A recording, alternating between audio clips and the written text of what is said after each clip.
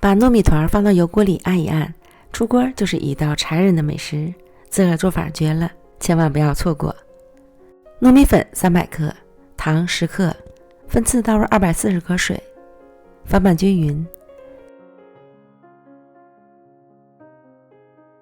全程无需下手揉面。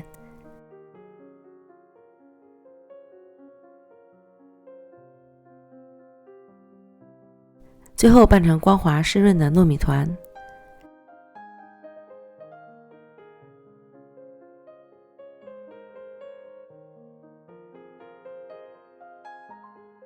锅里多倒一点油，油温烧至4成热，放入糯米团，勺背刷油防粘，将糯米团一点点的按压成饼。油稍微多一点，这样可以防止粘锅底。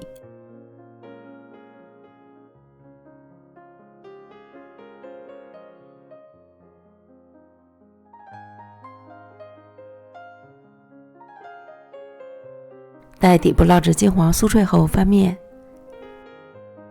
这期间多余的油就可以舀出去了。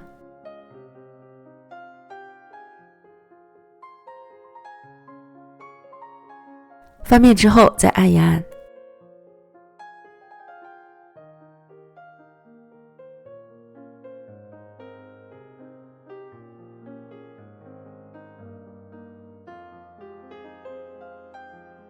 淋上红糖汁，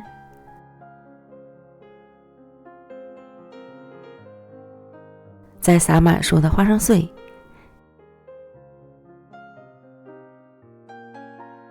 卷起糯米饼。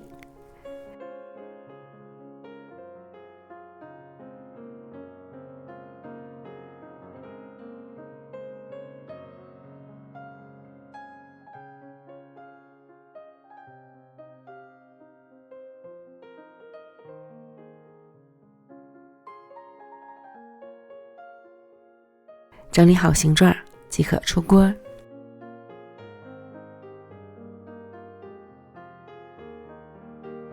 放到油纸上面冷却至完全凉透，最后再切成小块，美味即成。糯米粉的这个做法简直太绝了，表皮焦香酥脆，内里筋道又香甜，真是好吃到上头。